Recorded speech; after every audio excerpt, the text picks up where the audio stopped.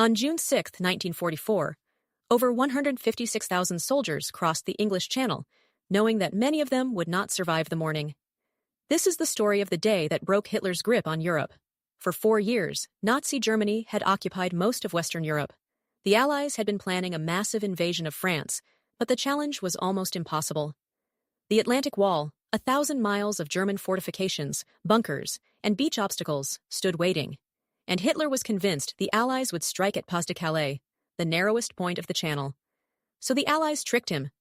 Operation Fortitude was an elaborate deception: fake radio signals, dummy tanks, even a fake army supposedly commanded by General Patton.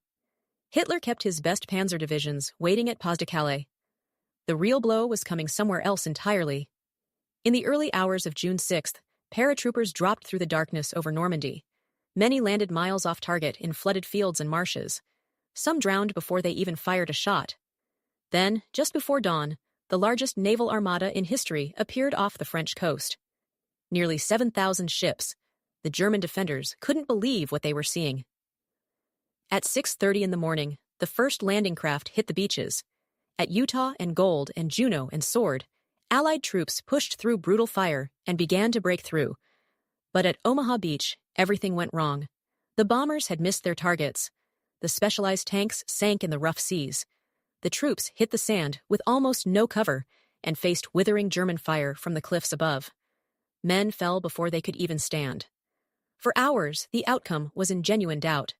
Then, small groups of soldiers, leaderless, exhausted, began to move on their own. They found gaps in the wire. They climbed the bluffs. They flanked the German positions one by one.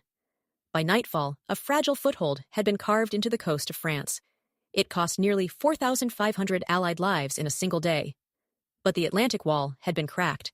Within 11 months, the war in Europe would be over. D-Day didn't just change the course of the Second World War.